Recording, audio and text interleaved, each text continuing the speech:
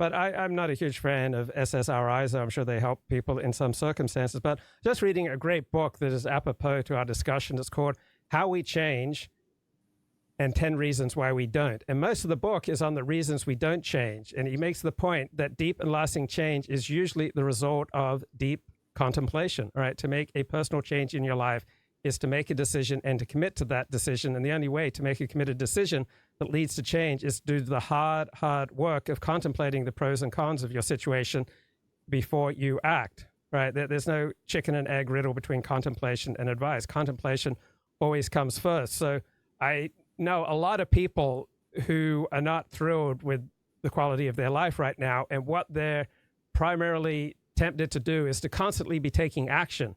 But I think most of the time, what you need to do primarily is to take contemplation, to take deep, thorough contemplation about a more appropriate path forward. Did you have a reaction?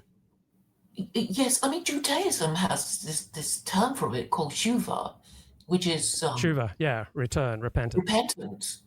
So, there's a four-stage process for them, isn't it? You know, I think it's cessation, confession, restitution, and something else. I forget now. But they have four stages, so it's like you're not going to forget that you know regretted this thing that you've just announced to everyone you're no longer doing.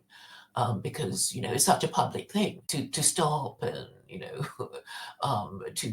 to apologize and to make restitution and something else I forget now. Yeah. So yeah. There's another point in this book, and the author is Ross Ellenhorn, and he says most people in the United States who quit habitual drinking do so without treatment. That's right. Most people quit this highly addictive habit on their own, and people who quit drinking on their own stay sober longer than those who enter treatment because they take a serious, hard look at themselves, and then they decide that not drinking is better for them than drinking, and their sobriety lasts longer than that of people who achieve sobriety in treatment because the self-propelled sober person who holds firmly to their own internal compass through their recovery, right, does much better usually than someone who just follows somebody else's advice, right? Change is more likely and more effective when it comes from within, when it's an inside job.